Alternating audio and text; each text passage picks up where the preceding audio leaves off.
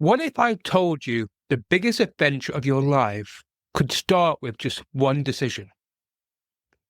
And what if this one decision is something you can make today? Would you take the risk? Or would you carry on life as normal? Welcome to Man Quest Define Meaning, where we help men navigate modern life, find their true purpose, and redefine manhood. I'm your host, James, and each week, inspiring guests share their journeys of overcoming fear, embracing vulnerability, and finding success. From experts to everyday heroes, get practical advice and powerful insights. Struggling with career, relationships, or personal growth? We've got you covered. Join us on Man Quest to Find Meaning. Now, let's dive in. I've been looking at ways in which I can improve this podcast. And one of the ways I thought was to have certain topics or a specific topic on a specific episode. So, for example, I might have an episode on anxiety. I might have an episode on addictions. I might have an episode on self-confidence, on health, on well-being. And this will be exactly the same for guest interviews. So again, with the guest interviews, the guest will have a specific topic that they focus on. That will be what we focus on with regards to the podcast episode. But as of for today, I'm doing a solo episode, and I wanted to talk a little bit about adventure. Now, the reason I picked adventure is because I've just been on a 6-week trip to New Zealand. And this adventure, as I call it, it has really expanded myself as a human being, as a person, as a friend, as family, and it's helped me to really understand myself. So first things first, what's an adventure? An adventure is something new, something exciting, something where we step into the unknown. Now, adventure hasn't necessarily got to be something like a trip to New Zealand or a trip to America. It could be as simple as going on a walk, a big long walk. It could be as simple as starting a new phase in your life. It could even be a new fitness regime. It could be anything. An adventure is just something new, exciting, and it can scare you. An adventure can scare people, and we'll talk about some of the fears later on. So let's quickly go along the lines of, while I was in New Zealand, I visited Hobbiton. And in Hobbiton, obviously there's the films Lord of the Rings and The Hobbit. Now, in The Hobbit, Bilbo, he initially resisted the urge to go on this adventure with the dwarves simply because it scared him. It was the unknown. He didn't know what to do. But eventually he came around to it, and it was one of the best decisions that he made in his life. And obviously at the end, he writes a book all about his adventure. So what are some of the benefits? What can an adventure bring to your life? The first thing is it can help with self-confidence. So if I use an example of New Zealand as a base for what I'm talking about, with self-confidence, there's the idea of navigating the airports. I had two connecting flights. But also there's the idea that I spent a lot of time on my own. So then there's the building the self-confidence of being by yourself, but also having to communicate and speak to other people. There's the idea that it can help to build with anxiety, because initially you're going to feel anxious. quite often. Quite often when you step into these adventures, these new things, these things which really broaden your perspective, there is that feeling of anxiety, of fear. But then eventually, it becomes second nature and you do it anyway. And the anxiety disappears. Even better is that you can allow yourself to feel that anxiety in that moment and allow that anxiety to leave you. It also helps with self-discovery. So while I was away over the 6 weeks, I learned so much about myself. I learned how I function throughout a day, especially on my own. Like, I learned that I can't spend the whole day doing activity, because I get exhausted. So I've learned that I can do something for 2 or 3 hours in the morning, then have two hours rest for lunch, then go and do some more stuff in the afternoon and the evening, and then chill. But then at the same time, I can decide, okay, on this certain day, I'm perhaps going to go for a whole day walk, and I'll go and do that. But also, I've learned that it's about finding out who you are as a person, how you function, how you go about in the unknown. So it's quite often, in fact, every activity that I did was really, I didn't know what's going to happen. So it's helped to teach me to trust that in the unknown, things always, or most of the time, work out. It's also about broadening one's perspective on life, on cultures, on people, and understanding how do other people or people like the Maoris, how do they function as a people? And it's also about it can help with your fitness. So if you're going on quite an adventure, then it's going to help with your fitness. There's also that sense of, and this is one of the big ones, sense of fulfillment. So what do I mean by sense of fulfillment? So being able to navigate the airports, that's fulfilling. What's even more fulfilling is navigating an airport where they don't actually speak English. That's fulfilling. It's fulfilling to be able to go and speak to different people. It's fulfilling spending time on your own. But at the same time, it can be fulfilling spending time with other people. It's fulfilling kind of doing the different activities, especially ones that you know are going to scare you, and you are able to accomplish it. That's fulfilling. It's an adventure for yourself might not be traveling to New Zealand. It could be as dangerous as training to climb Mount Everest or K2 and then climbing it. That might be a big adventure for yourself if you're a climber. It might be taking on a new fitness regime. It could be, maybe you want to start things like CrossFit, or maybe, just maybe, you want to start a new job, a new chapter in your life. An adventure could be even starting to go on dating apps and going on dates. That's an adventure. It's a different type of adventure. So we've looked at what an adventure is. We've looked at some of the benefits, but also the one thing that stops most people in their tracks in regards to adventures are fears. And one of the biggest fears, and it happens to us all, is the fear of the unknown. Because within the fear of the unknown, you don't know what's going to happen.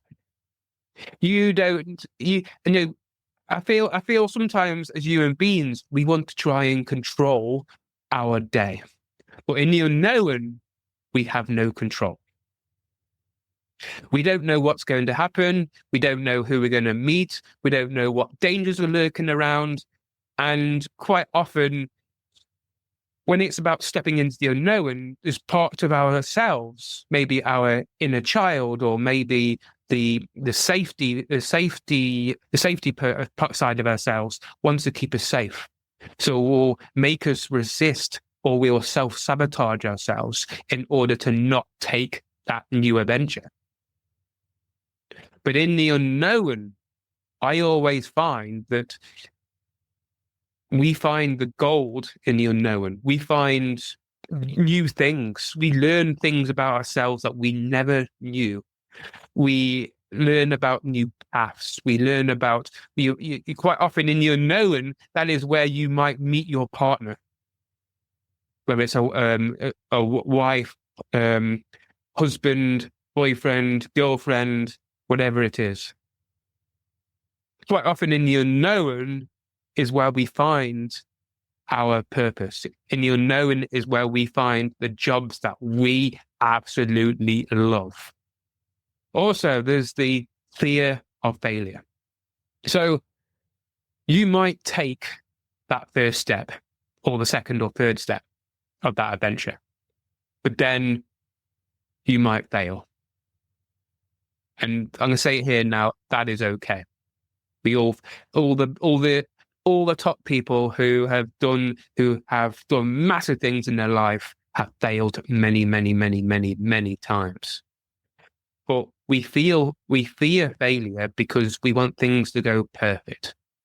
And so we have this fear of failure and really stepping into a new adventure.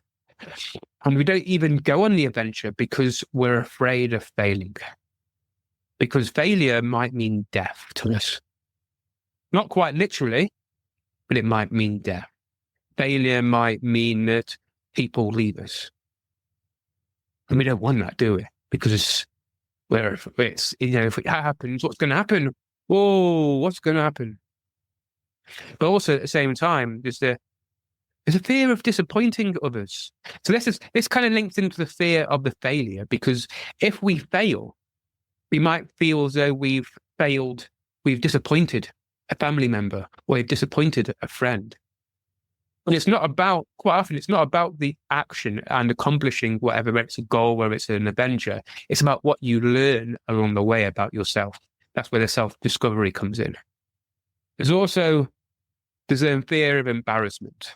So if something that you want to do is become a big speaker on stage, but you fear the embarrassment, then quite often you will resist learning and stepping into becoming a speaker because you have this fear that, oh no, I might embarrass myself. People then will judge me, because then we have this fear of judgment. So we have all these different fears. So a fear of being seen, fear of judgment. We have all these different fears that we're afraid of, but it's our mind telling us, oh no, what if I go into the airport and get the wrong flight? Oh no, what if I turn up and I don't know what I'm going to do and I fall on my face and embarrass myself? What if I go to a foreign country and get kidnapped? That's the unknown. But it's quite often these fears are unfounded. And so it's about kind of allowing these fears to come up and say, okay, thank you for letting me know that, but I am choosing to do this. In fact, I might even do an episode on fears, but I might see if I can get a guest speaker who specializes in helping people to overcome fears. That's a good point, actually. I'll do that. So, how do we go on an adventure? What are the steps that we might need to take? The first and most important step is to decide. It's to decide to go on this adventure in the first place. So I made a decision. I think I've been putting it off to go to New Zealand because of certain fears, like fears that I don't have enough money, fears of the unknown, that kind of thing. But eventually, I made a decision. I made a decision beginning of last year that I was going to go on to New Zealand and see my sister. And that's one of the reasons I went across, actually, is my sister lives across there. And so it's making that decision, whether it's a new fitness regime, whether it's to climb a mountain, whether it's walking, whether it's to travel, whether it's a new business, a new relationship. It's first things first. We need to decide that we're going to do it. That is the first and most important thing that we need to do. Because once you decide, there's a force almost within inside us, like, okay, now that we decide that we're going or doing this, what are the things that we need to do to make it happen? And this is where action comes in. But it's funny though, because when you start to focus on something, when you set an intention that you're perhaps going to do this, this, or this, suddenly everything comes into alignment. Our brains start to focus on what we need to do.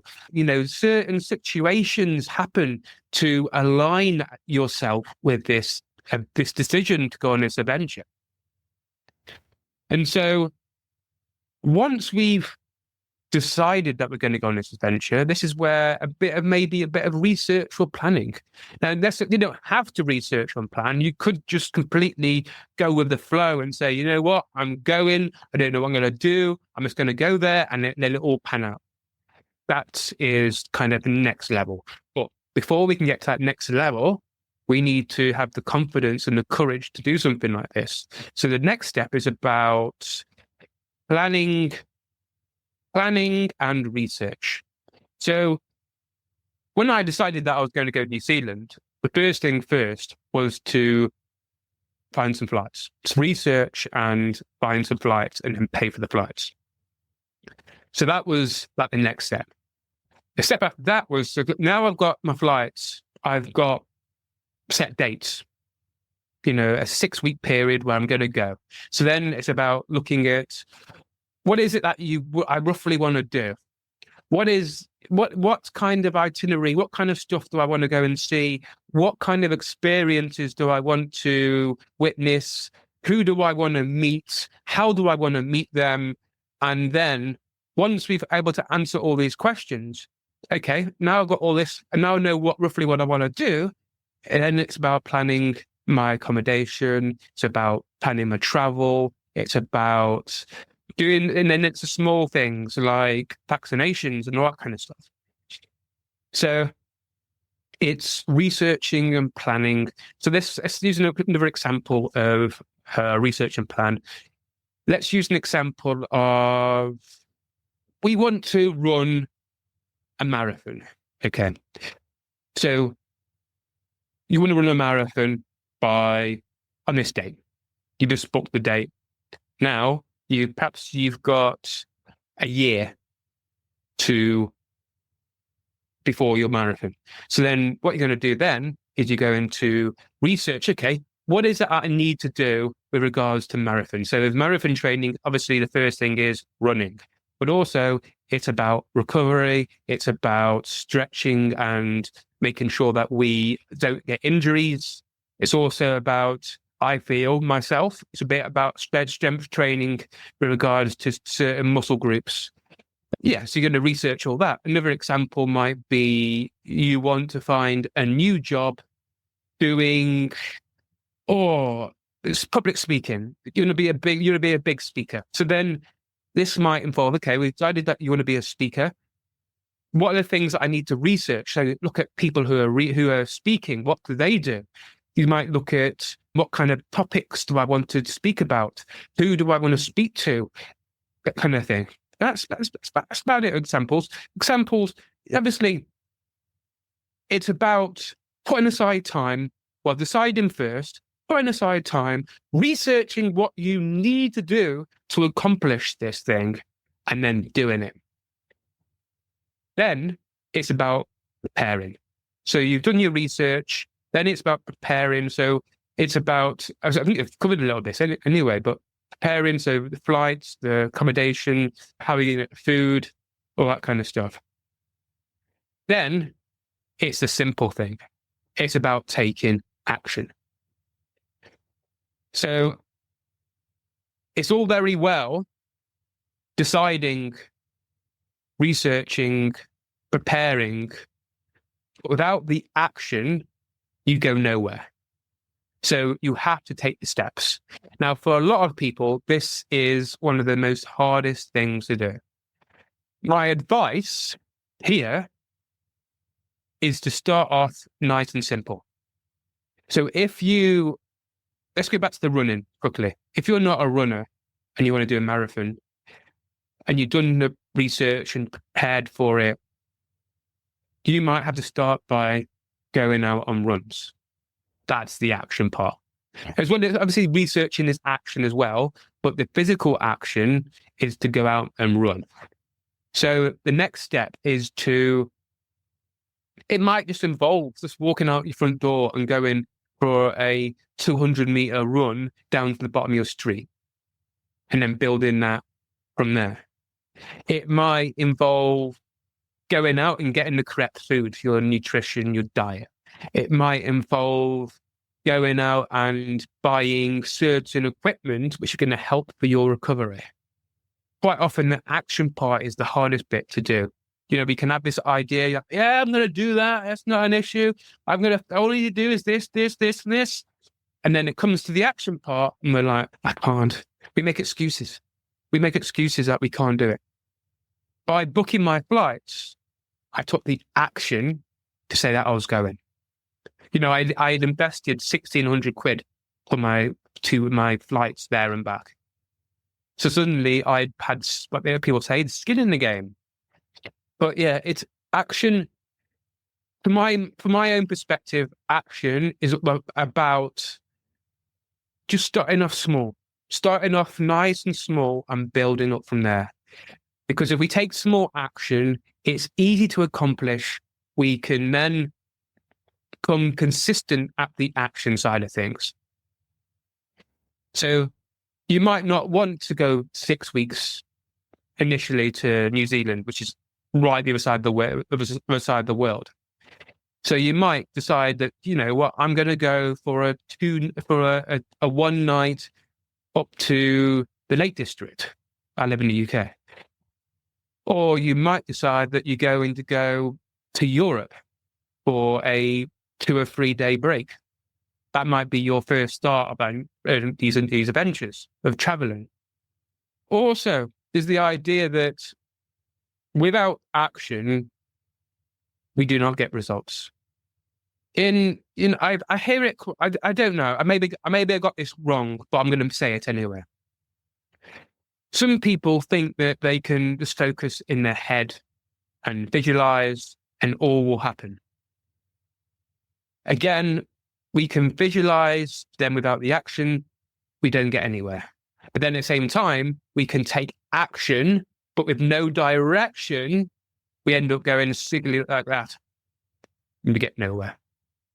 So alongside action, we need a direction. So my direction was to go to New Zealand. And so, for example, with a new job, you have to have an idea of what you want to do. Because otherwise, you can have this massive, massive list of jobs, and you're like, oh my word, what do I do? And that's when we get overwhelmed.